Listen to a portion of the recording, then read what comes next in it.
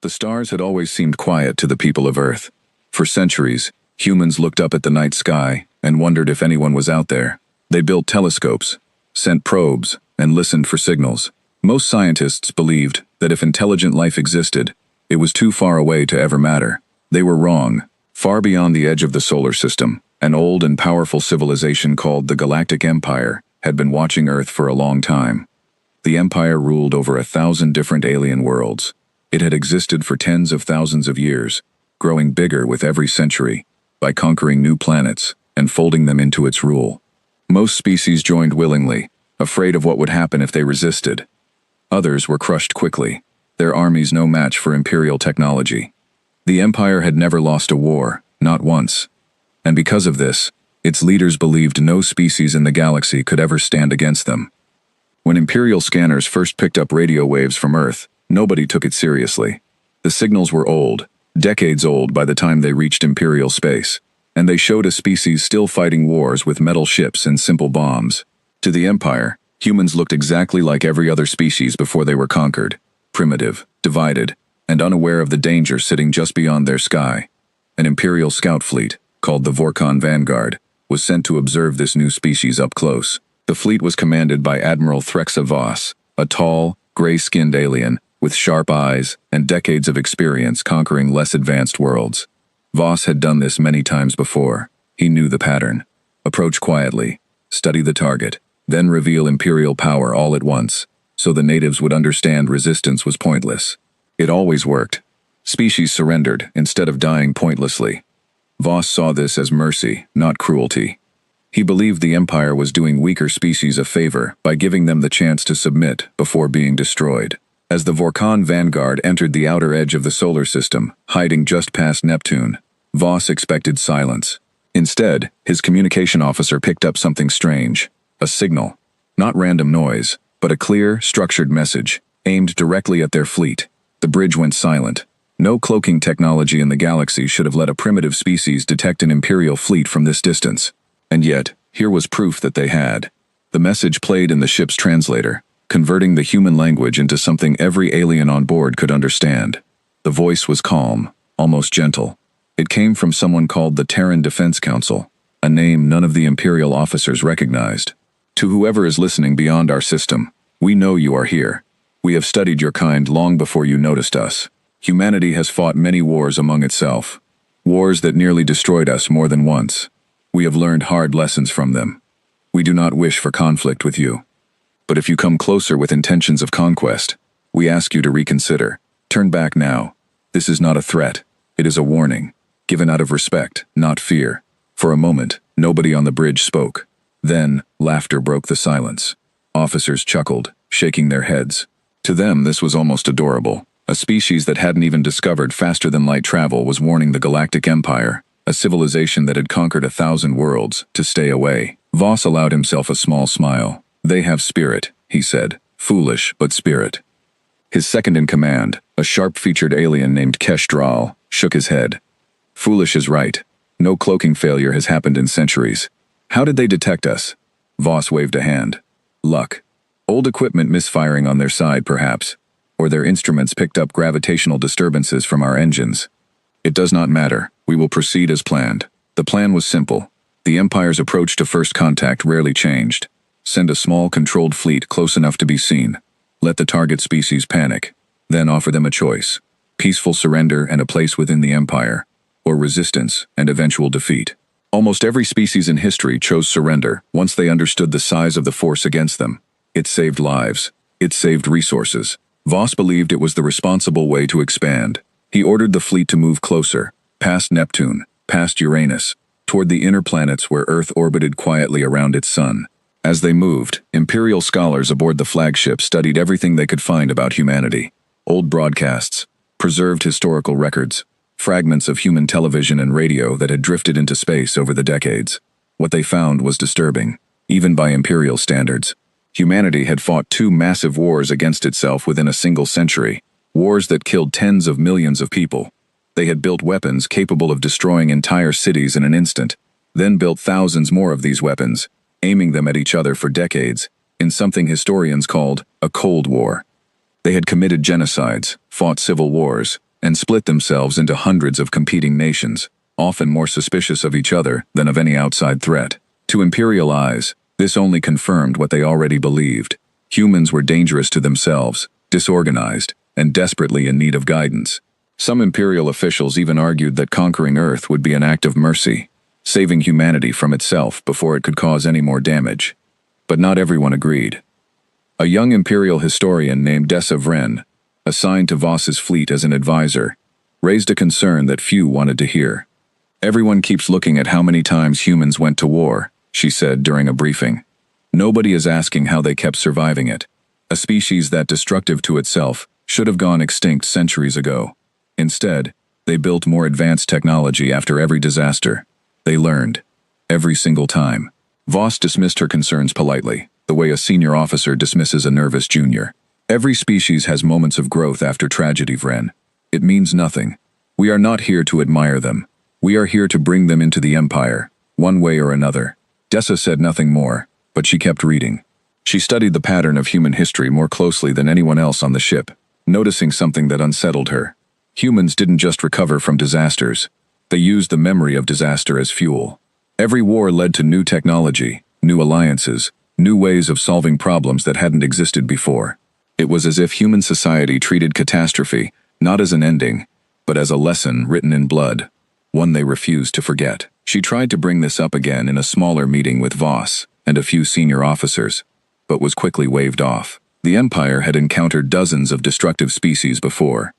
Every one of them eventually surrendered once faced with true, overwhelming power. There was no reason to believe humans would be any different. Meanwhile, back on Earth, humanity was not panicking, though word of the approaching fleet had reached the highest levels of government.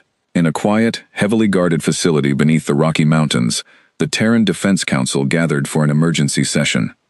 Unlike the divided nations of old, humanity had unified decades earlier, forced together not by war, but by necessity. After global disasters and near catastrophes taught humanity that survival required cooperation, not division. The council's leader, a calm woman named Director Amara Chen, addressed the room. "They didn't listen," she said simply. "We expected that. Now we prepare for the next step." A general at the table frowned. "Are we certain about this approach? A gentle warning first?" They could see it as weakness. Chen shook her head. "It's not weakness, it's honesty. We've spent decades preparing quietly, not to attack anyone, but to protect ourselves, in case this exact moment happened. We gave them a chance to turn away peacefully. History will remember that we tried. And if they don't turn away," Chen's expression didn't change, "then it's already too late for them to complain about what happens next." Far above Earth, hidden systems long buried in the outer solar system began to quietly activate. Systems built not for conquest, but for defense. Designed by generations of scientists who studied humanity's darkest wars and vowed never to be caught unprepared again. Satellites that looked like space debris shifted slightly in their orbits. Old, abandoned-looking probes near Jupiter and Saturn powered on systems that had been dormant for years, waiting patiently for exactly this moment. None of it was visible to the approaching Imperial fleet. Not yet.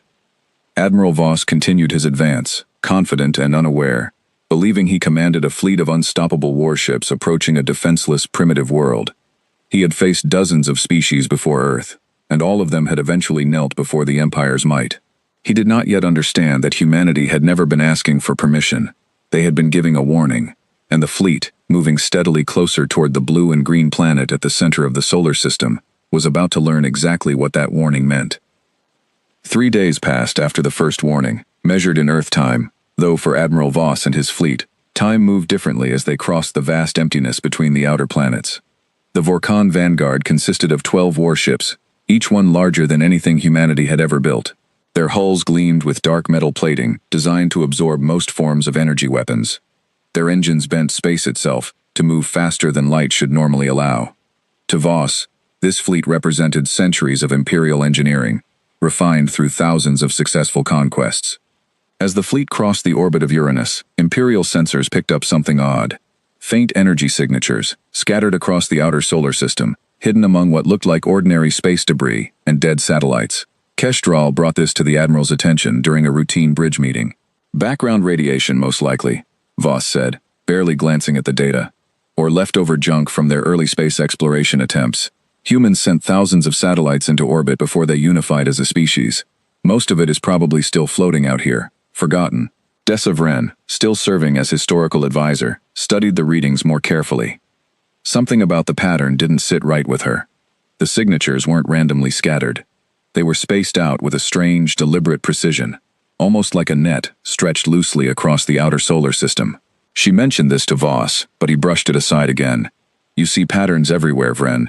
It is your job as a historian, I understand. But we are not here to study space debris. We are here to bring a message to the humans, and if necessary, remind them why resistance is pointless. The Empire's approach to first contact had a specific structure, one that had worked for thousands of years across countless worlds. First, observe. Second, send a formal warning of Imperial arrival, offering peaceful integration. Third, if the warning is rejected or ignored, demonstrate overwhelming force through a controlled show of power, usually the destruction of an unpopulated area or an old abandoned structure, enough to prove capability without unnecessary bloodshed. This method had ended almost every first contact situation in Imperial history, with peaceful surrender. Voss ordered the fleet to send its official warning to Earth, translated into every major human language his linguists could identify from old broadcasts. The message was formal, direct, and full of Imperial confidence. People of Earth, we are the Galactic Empire, rulers of 1,000 worlds across the stars. We have observed your species and understand your history of conflict and division. We offer you a path to peace and prosperity through membership in our empire. Submit to Imperial authority within one solar cycle, and your world will be protected, your technology advanced, and your people given a place among the stars. Resist, and you will face consequences you cannot begin to understand. This is your only warning. The message was sent, bouncing across radio frequencies toward Earth. Imperial officers waited, expecting either silence or a desperate plea for mercy. The two most common the two most common reactions from primitive species throughout history. Instead, Earth replied within hours, not with panic, not with pleading. The response was short, translated instantly by the ship's systems into every alien language aboard. We warned you. Voss stared at the message for a long moment. Around him, several officers exchanged confused glances. Kestrel broke the silence first. That's it? No demands? No surrender terms? No plea for their lives?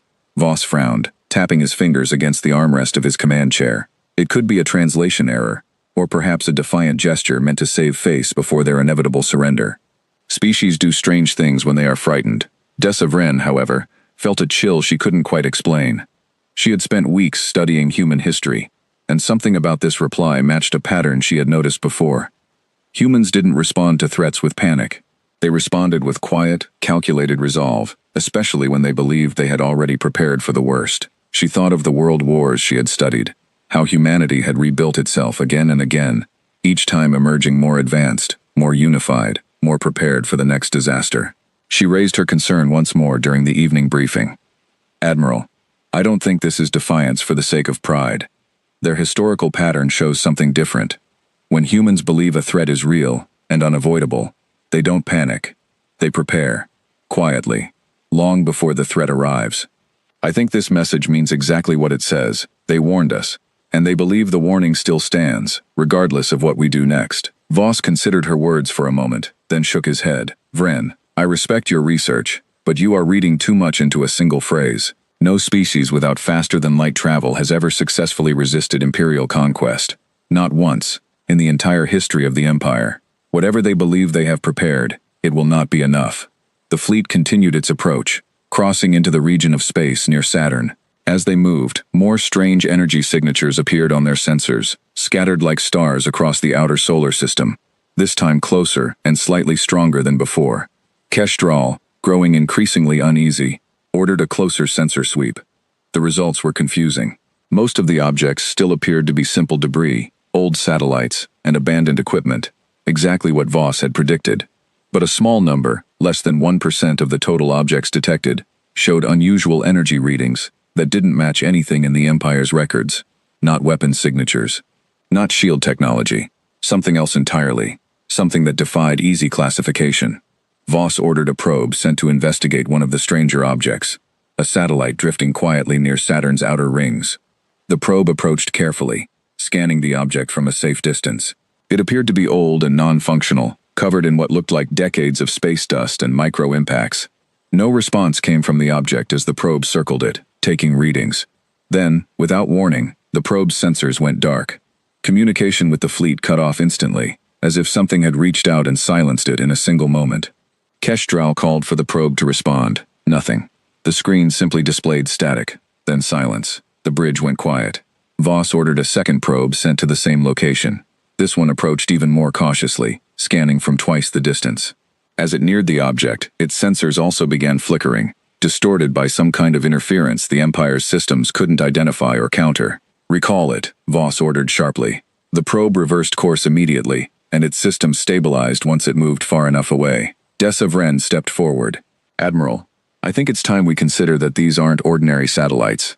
If humanity built defensive systems disguised as space debris, systems designed specifically to interfere with unfamiliar technology, it would explain everything. The scattered pattern, the strange energy readings, even how they detected our fleet in the first place." Voss's expression hardened. For the first time since entering the solar system, a flicker of doubt crossed his face. But he quickly dismissed it, unwilling to let uncertainty shake his confidence in front of his crew. "Even if you are correct, Vren, disguised defenses do not win wars. They delay them. The Empire has encountered hidden defenses before, on a dozen different worlds. They inconvenience us. They do not stop us." He ordered the fleet to adjust its course slightly, avoiding the cluster of strange objects near Saturn, continuing steadily toward Earth. The delay cost them little time, and Voss reassured his officers that this was simply an expected obstacle, nothing more than a minor technological curiosity from a primitive species trying to appear more capable than it truly was. Meanwhile, on Earth, Director Amara Chen received updates from the outer solar system relayed through humanity's carefully hidden monitoring network. She studied the reports quietly in the underground command center beneath the Rocky Mountains, surrounded by advisors and military officials. They avoided the first cluster, a young analyst reported, watching the fleet's projected path shift slightly on the display. "They're being cautious now." Chen nodded slowly. "Cautious, but still coming. They still believe this ends the same way it always has for them."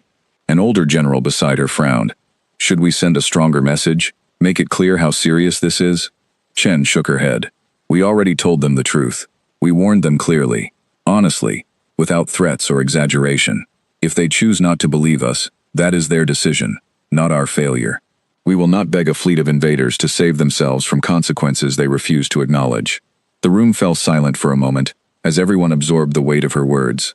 Then Chen added quietly, almost to herself, "They still think this is about proving strength.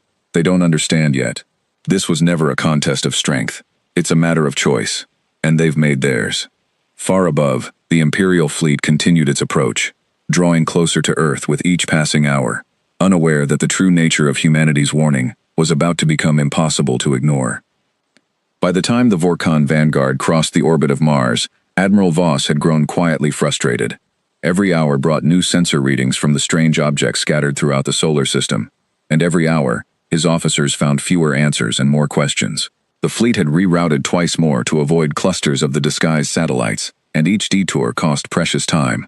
Still, Voss refused to see this as anything more than a minor inconvenience caused by a species desperate to appear more advanced than it truly was. Kestrel, however, had grown increasingly cautious. He requested a full tactical review before the fleet moved any closer to Earth. Voss allowed it, mostly to quiet the growing unease spreading through his officers. The review revealed something troubling.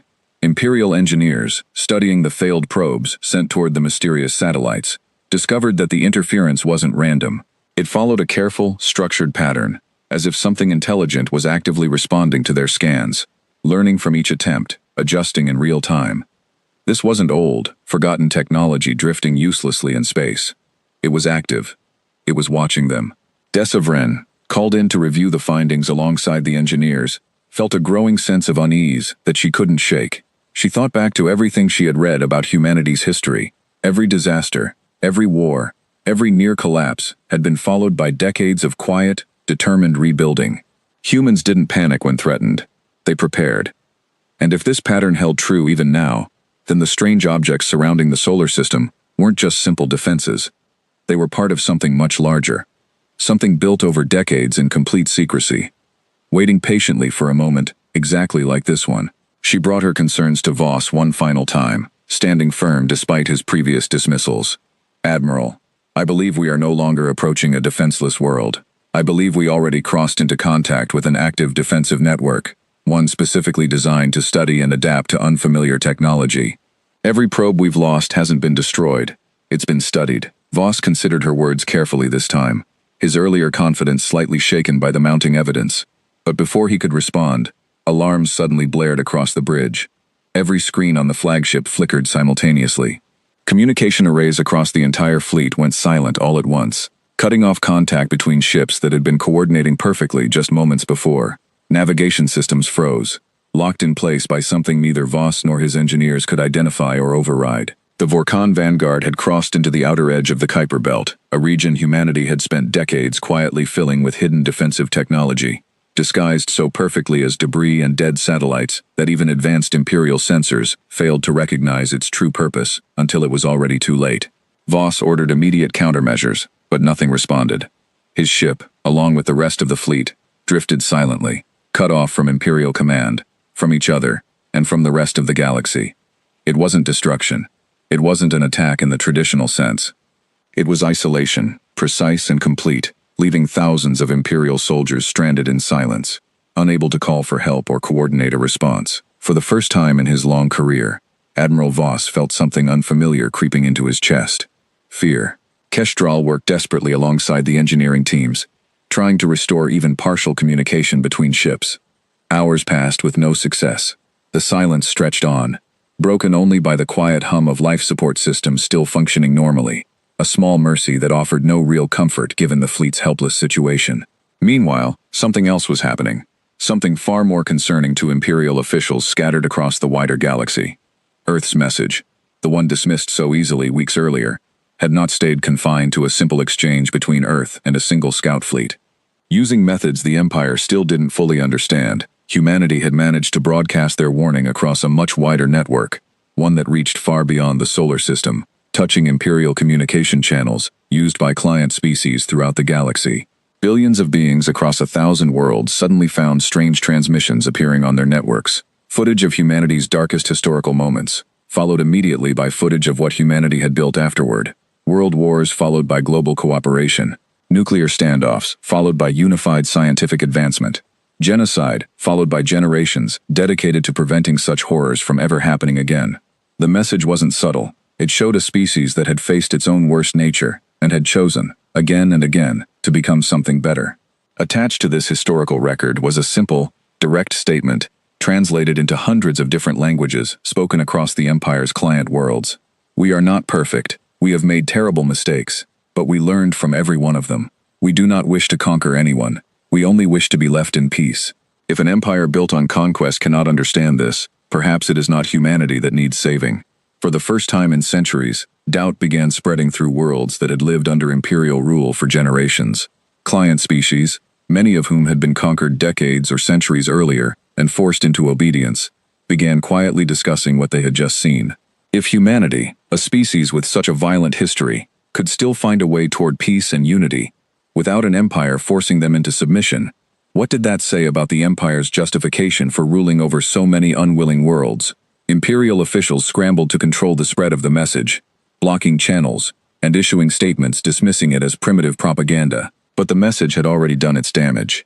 Seeds of doubt, quiet and dangerous, had been planted across 1,000 worlds that had never questioned Imperial rule before. Back in the solar system, Admiral Voss remained trapped in silence, his fleet drifting powerlessly through space.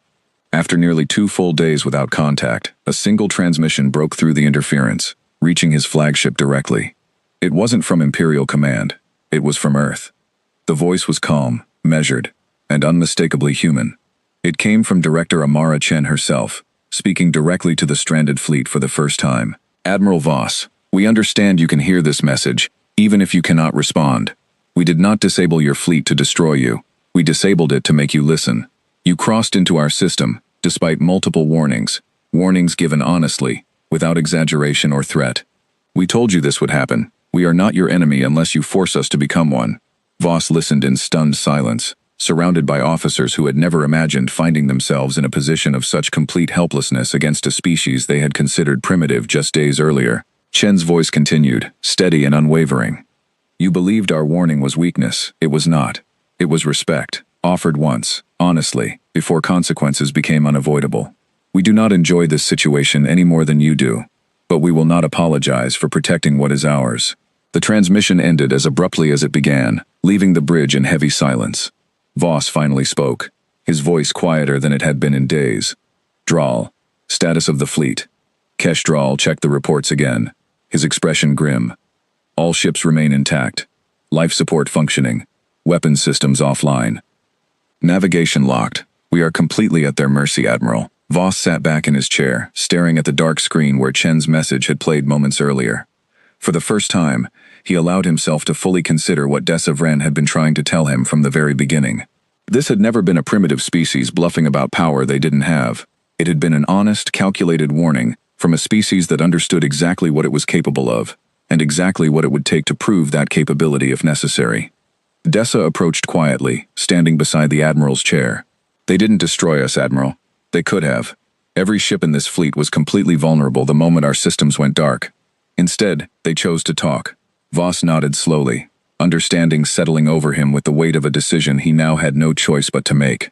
Because they aren't interested in destruction, Vren. They're interested in being left alone, and we crossed a line no one warned us not to cross, except they did warn us. Twice. Far beyond the fleet's isolated position, similar situations were unfolding elsewhere. Reports trickled in slowly through backup channels that still functioned, revealing that Imperial monitoring stations throughout the galaxy had noticed unusual activity among client species. Small acts of resistance, quiet refusals to follow Imperial orders, whispered conversations about the message from Earth, spreading from world to world despite the Empire's efforts to suppress it. For the first time since the Empire's founding, cracks were beginning to show in a structure that had stood unchallenged for tens of thousands of years. Cracks caused not by military defeat, but by a simple, honest message from a species the Empire had once dismissed as too weak to matter. Voss finally issued an order he never imagined giving in his long career.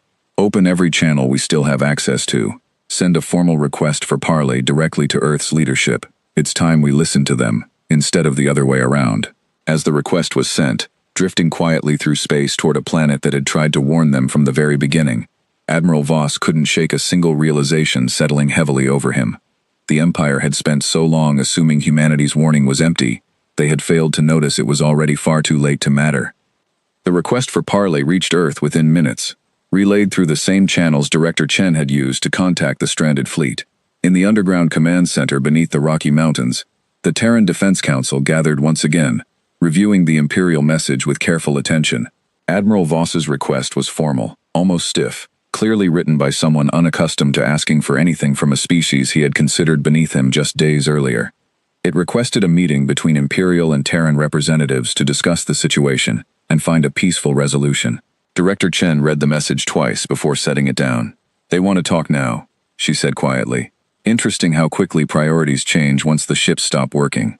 A younger council member, a strategist named Marcus Webb, leaned forward. "Should we accept? This could be a genuine attempt at peace, or it could be a delay tactic while they wait for reinforcements." Chen considered this for a moment. Either way, refusing to talk serves no purpose. We built our entire response around one principle: warn honestly, act decisively, but never seek unnecessary conflict. If they want to talk, we listen, but we do so from a position we've already secured, not one we're hoping to protect. The Council agreed to the parley, setting conditions that made their position clear from the start. The meeting would take place through secure communication only. No physical meeting between fleets or representatives. Earth had no interest in exposing any additional information about its capabilities, beyond what the Empire had already discovered on its own. Meanwhile, aboard the flagship, Admiral Voss prepared for the conversation, with a mixture of professional discipline and quiet dread. He had spent his entire career representing Imperial strength and authority. Now, for the first time, he would be negotiating from a position of weakness, representing a fleet completely at the mercy of the very species he had been sent to conquer. Desavren stood beside him as the connection was established, her earlier warnings now impossible to ignore. "Admiral, if I may offer one piece of advice before this begins." Voss nodded, gesturing for her to continue. "Don't approach this as a defeated commander seeking mercy. And don't approach it as an Imperial official demanding respect you haven't earned. Approach it honestly, the same way they've approached us from the very beginning. I believe that's the only way this conversation succeeds." Voss considered her words carefully, then nodded once more before the connection opened. Director Chen appeared on the screen, calm and composed, exactly as she had sounded during her previous message. Beside her stood General Okonkwo Reyes, the Council's senior military advisor, along with two other officials Voss didn't recognize. "Admiral Voss," Chen said simply, "you requested this conversation. I'm listening." Voss straightened in his chair, choosing his words carefully. "Director Chen, my fleet remains stranded within your solar system, without weapons, navigation, or communication with Imperial Command. I am prepared to discuss terms for our safe departure, as well as terms for future relations between our peoples." Chen's expression remained neutral. "Before we discuss terms, Admiral, I think it's important to address something directly. You approached our system with the clear intention of conquest, despite two separate warnings asking you to reconsider. Do you understand why that approach failed?" Voss hesitated, glancing briefly at Dessa before answering honestly. "Because we assumed your species lacked the capability to resist meaningfully. We were wrong." "It's not just about capability, Admiral," Chen replied. "We could have destroyed your fleet the moment it entered our system. We chose not to, because destruction was never our goal. Our goal was survival, and if possible, peace. You didn't fail because we outmatched you in power. You failed because you assumed intentions you never bothered to ask about." The words settled heavily over the connection, and for a long moment, neither side spoke. Voss finally broke the silence, his voice quieter than usual. "Then tell me, Director, what do you want from us?" Chen answered without hesitation. "The same thing we asked for from the very beginning, to be left alone. We have no interest in conquering other worlds, no desire to expand beyond our own system unless threatened. We are not interested in ruling over anyone. We only want the freedom to continue building our own future, without outside forces deciding that future for us." General Reyes added, "Your fleet will be released once we've confirmed there's no immediate threat to our system.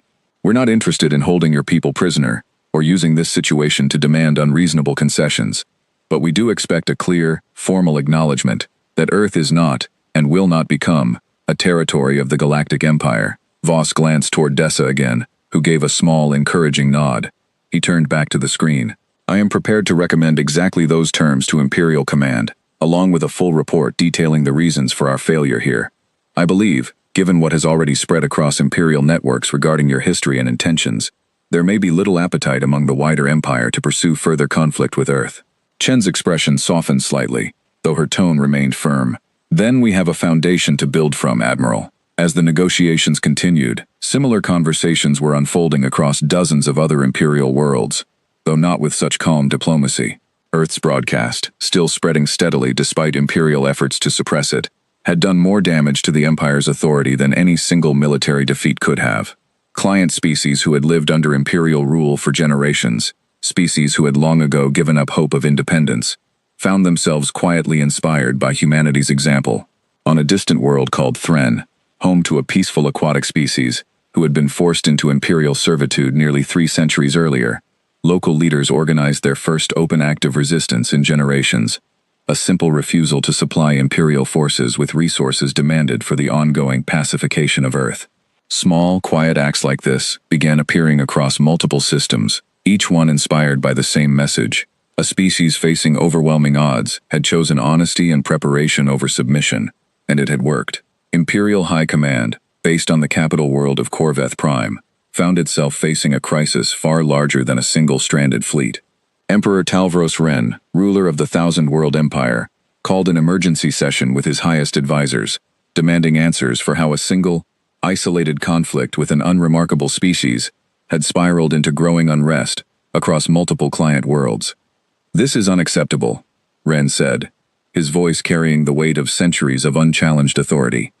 "A single scout fleet, stranded by a primitive species, and suddenly our client worlds forget 300 years of loyal service." One of his advisors, a cautious diplomat named Sela Vantrix, stepped forward carefully. "Your Majesty, it's not simply about the fleet. It's about what the message revealed. Our client worlds have always been told that resistance against the Empire is pointless, that submission is the only path to survival and prosperity. Earth's message challenged that belief directly, showing a species that faced its own destruction repeatedly, yet found a way to grow strong without an Empire's guidance." Ren's expression darkened. "Then we destroy the message. Cut off every channel it spreads through. Silence this Earth entirely, if that's what it takes to end this unrest." Vantrix hesitated before responding, choosing her next words with extreme care. "Your Majesty, Our fleet is currently stranded within their system, completely at their mercy. If we escalate this situation now, threatening the total destruction of their species, and it fails, the damage to Imperial authority would be far worse than anything we've experienced so far. We would be proving Earth's message correct with our own actions. The room fell silent, the weight of the situation settling over even the most confident advisors. Ren sat quietly for a long moment before finally speaking again, his voice noticeably calmer, though still filled with barely restrained frustration. Then what do you suggest? Vantrix took a careful breath. I suggest we accept Admiral Voss's negotiated terms. Withdraw our forces from their system, formally recognize their independence, and quietly manage the unrest among our client worlds through more traditional methods, before this spreads any further. Ren considered this option for a long moment, clearly disliking every part of it, before finally nodding once. Fine, withdraw the fleet, but make it clear this decision comes from strategic patience, not weakness. I will not have this recorded as an Imperial retreat. Back within the solar system, negotiations between Admiral Voss and Director Chen concluded successfully, after several more hours of careful discussion. Earth agreed to release the stranded fleet's navigation and communication systems, allowing safe passage back toward Imperial space, in exchange for a formal, signed acknowledgement recognizing Earth's independence and sovereignty, free from any future claims of Imperial authority. As the fleet system slowly came back online, Voss took a moment to review the final agreement one last time, before signing it officially. Dessa Vren stood quietly beside him, watching the process with a mixture of relief and quiet vindication. You were right from the beginning, Voss admitted quietly, not looking up from the documents in front of him. I should have listened sooner. Dessa offered a small, understanding smile. It's not about being right, Admiral. It's about understanding who you're dealing with before deciding how to approach them. We assumed we understood humanity, based on their past. We never considered what they might have built because of it. As the Vorkon Vanguard slowly regained full control of its systems, preparing for the long journey back to Imperial space, Admiral Voss allowed himself one final look at the distant blue and green planet visible through the viewport. A planet he had once viewed as an easy conquest, now understood as something far more complicated, and far more dangerous to underestimate than anyone in the Empire had ever imagined. 6 months passed after the Vorkon Vanguard limped back into Imperial space, carrying with it a formal treaty recognizing Earth's independence. For Admiral Voss, those 6 months felt longer than his entire career combined. He had expected disgrace upon his return, perhaps even removal from command. Instead, Emperor Talvros Ren received him with a strange, careful courtesy, more interested in understanding what had happened than punishing the officer who had failed to conquer a single, unremarkable world. The treaty itself became public knowledge across the Empire almost immediately, despite efforts by Imperial officials to control the narrative.